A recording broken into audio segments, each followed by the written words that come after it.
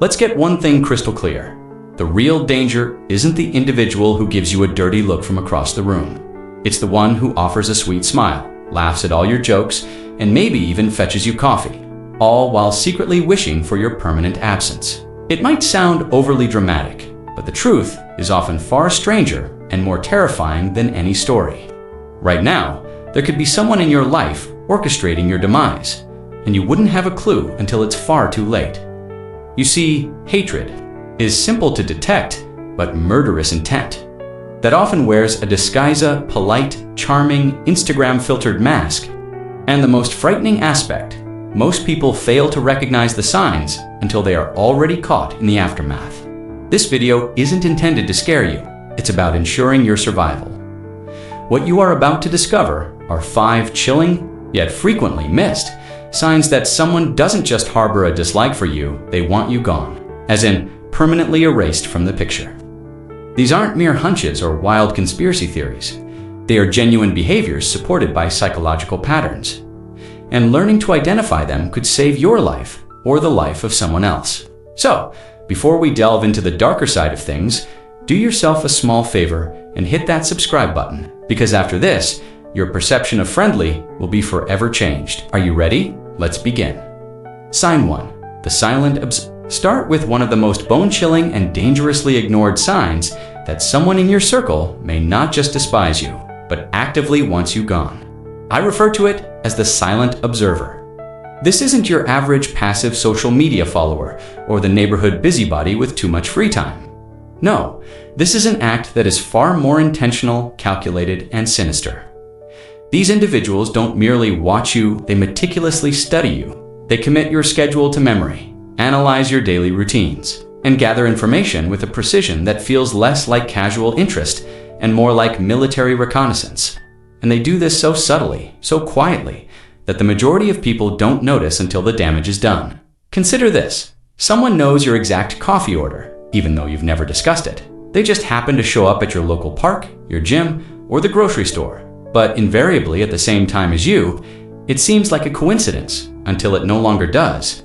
What makes this particularly perilous is that it often goes unnoticed because we are conditioned to write off subtle patterns as paranoia. But predators depend on that hesitation. They use your self-doubt as a weapon. I once came across the story of a woman named Christine, a mid-level manager who initially dismissed her ex-boyfriend's strangely consistent presence at her usual spots. They had ended their relationship months prior, and she assumed he was just having a hard time moving on. But as time went on, she realized he wasn't just around. He knew her destination before she even got there. She had switched gyms, taken a different route to her job, and even started frequenting different grocery stores. But he would reappear every single time. There were no confrontations, no direct threats, just silent, persistent surveillance. Her friends dismissed it as a mere obsession.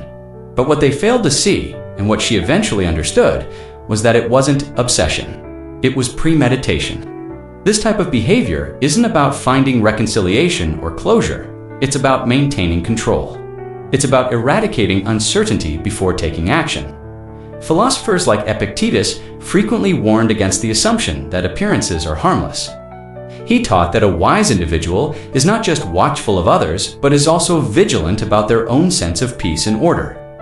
When something disturbs that order, especially in the form of a person who seems to possess too much information or appears too frequently without invitation, it is time to investigate, not to make excuses. We exist in a hyper-connected world where surveillance no longer requires a van parked on your street.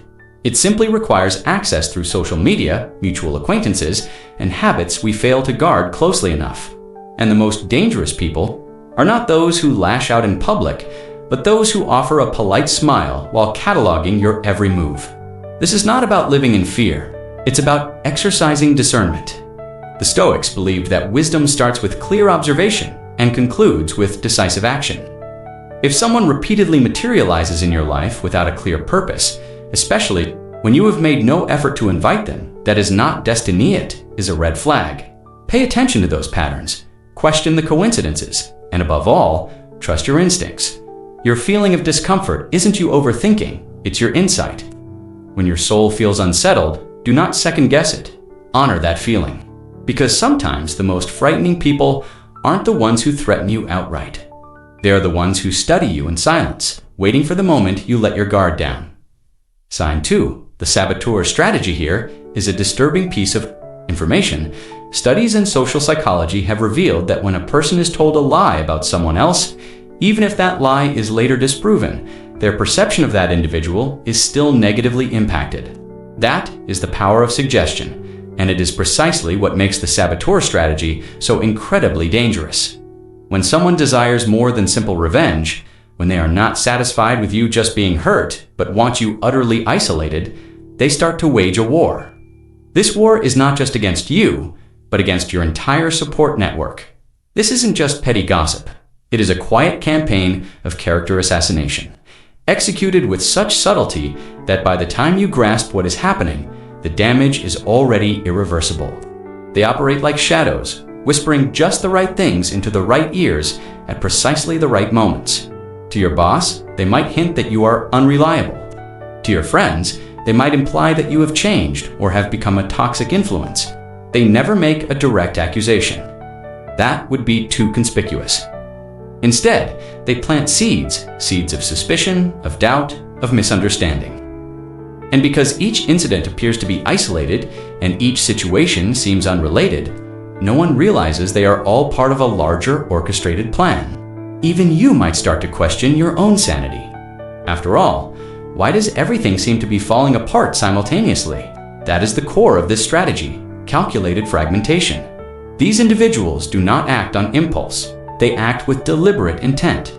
They engineer conflicts to make you appear unstable.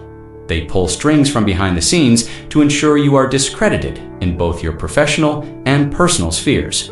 They may pose as victims or even worse, as concerned allies, all while they quietly dismantle the trust that others have in you. Their ultimate goal is not merely to tarnish your image, it is to sever your connections to your lifelines, to guarantee that when they finally make their hardest strike, you will be standing completely alone. From a Stoic perspective, this tactic is particularly insidious because it targets the very thing that Stoicism teaches us to cultivate: inner strength supported by rational clarity. Marcus Aurelius wrote, "The impediment to action advances action. What stands in the way becomes the way." But when a saboteur is at work, the obstacle isn't a challenge meant for growth. It is a toxic fog that obscures your path. And if you are not cautious, you begin to react instead of reflecting. You get drawn into the drama, trying to prove your innocence, explain your actions, or clear your name, only to find that the more you speak, the more suspicious you appear. This is why awareness is your primary defense. Do not chase after every rumor. Instead, anchor yourself in evidence. Preserve your integrity, but also protect yourself strategically. Document everything: emails, messages, timelines. Keep your truth sharp and your circle intentional. Most importantly, remember what both the Stoics and Scripture affirm: character is revealed over time, not in moments of chaos. People may be swayed for a period, but the truth, much like the soul, has a way of enduring. So, when someone moves like a phantom behind your conflicts, always nearby but never explicitly named, it's time to stop giving them the benefit of the doubt. You are not just facing a manipulator. You are confronting a strategist of destruction. And the first step to winning that battle is to refuse to play their game. Sign 3. The false friend facade. This is where matters take an especially dark turn. The third, and perhaps most deceptive, sign that someone doesn't just hate you, but might be quietly plotting your downfall, is the false friend facade. It's one of the most ancient tactics in human history, and yet it remains one of the most difficult to detect. We have been socially conditioned to believe that kindness is invariably a virtue, that warmth and closeness are indicators of loyalty. But when someone suddenly shifts from a distant acquaintance to a deeply invested friend, particularly without any clear reason or shared emotional history, it is a moment to be cautious, not to celebrate. These individuals are not attempting to earn your trust. They are building access. What appears to be genuine concern is often a meticulously calculated performance. They begin to ask detailed questions about your schedule, your fears, and even your past traumas. But their motive isn't to help you heal. They are gathering intelligence. They become close to your family, start lingering around your workspace, and maybe even assist with your errands or personal matters. Their objective isn't to provide support, it's surveillance, and every secret you confide becomes another instrument. In their toolbox, another piece of leverage, another vulnerability for them to exploit. What makes this so sinister is that it feels good in the beginning. You feel like you are finally being seen, that someone wants to listen, understand, and help. But behind that comforting presence is a cold, strategic mind, mapping out your world with the precision of a surgeon. They are not constructing a friendship. They are designing the most efficient path to access every single soft spot in your life. From a Stoic standpoint, this is particularly chilling. Seneca warned, "A friend is someone you trust with your soul." But he also stated that trust must be earned, not given away freely to anyone who simply smiles and listens. The Stoics taught that discernment, or suffer-sign-wise moderation, was the key to emotional safety. If someone rushes into your life, if their interest feels overly intense, too sudden or excessively personal, you must pause and examine their true motives. What do they really want?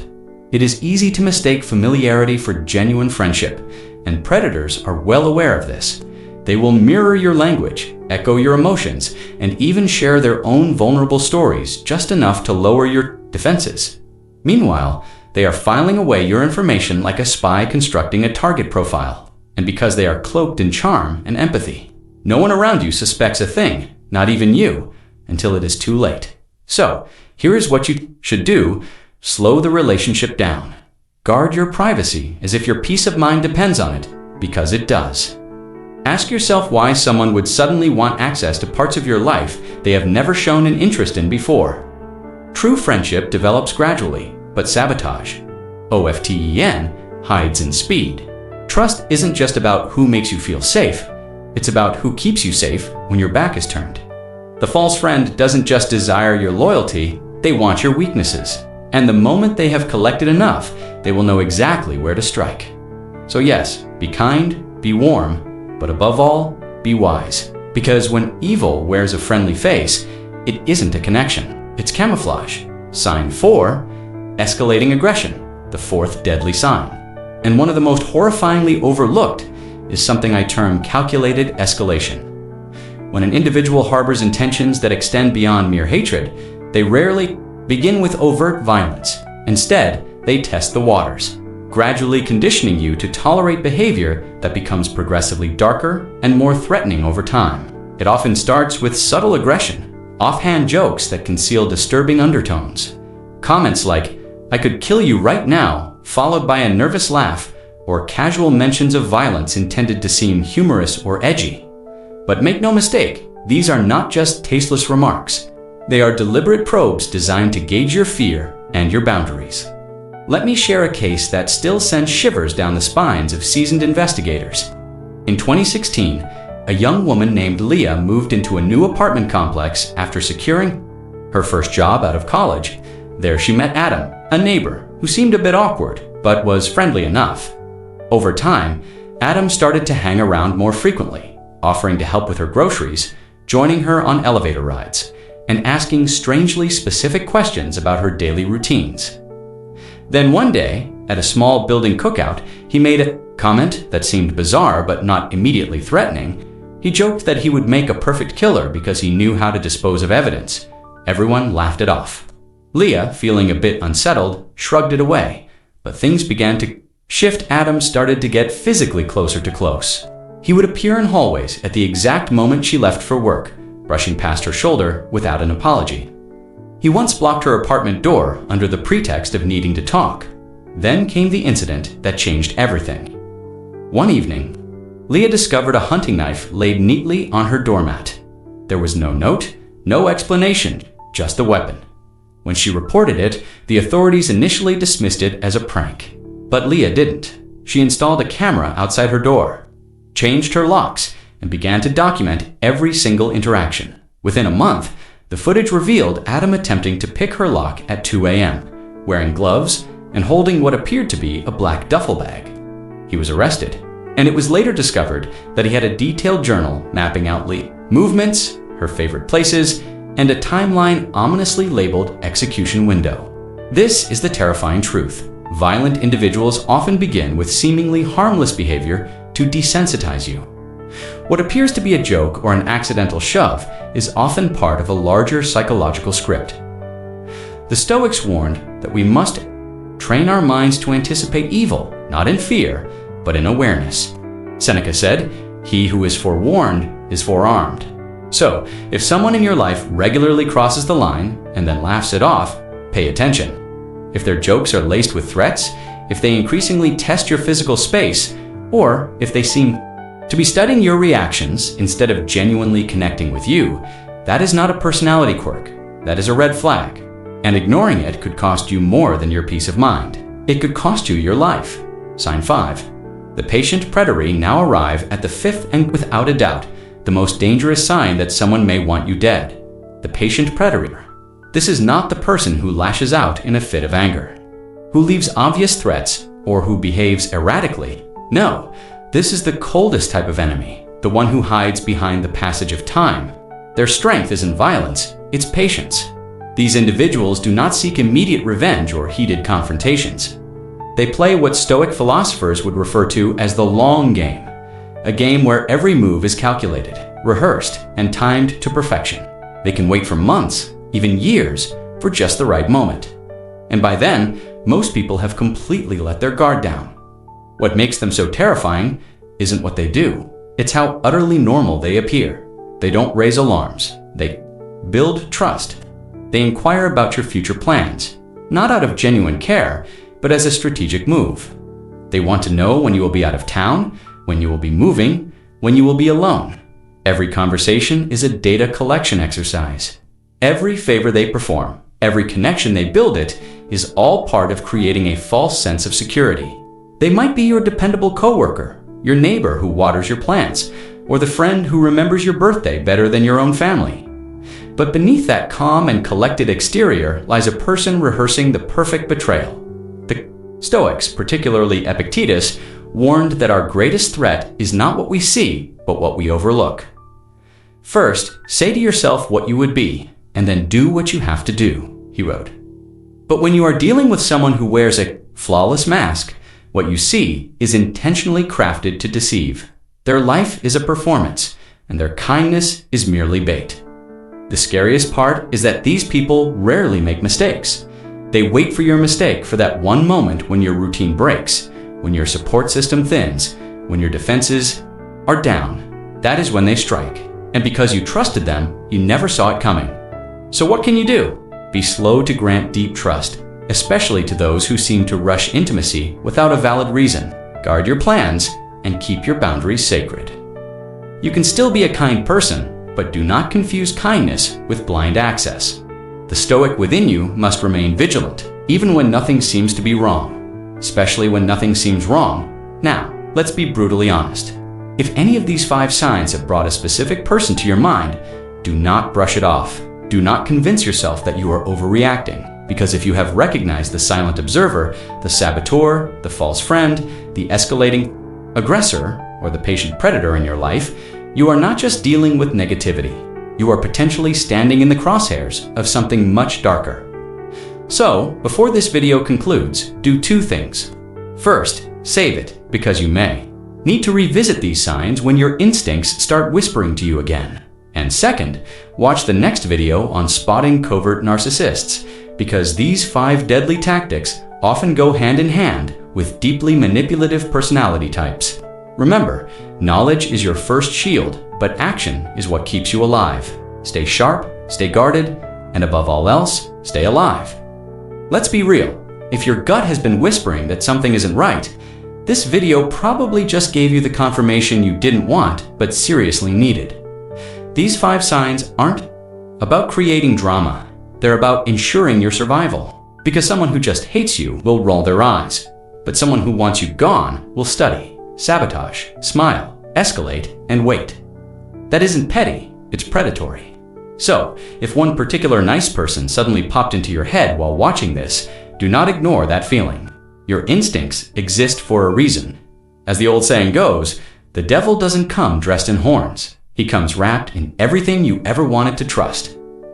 If this hit a little too close to home, do 2 things right now. subscribe to this channel so you are always one step ahead of the game, and share this with someone who might be in the dark.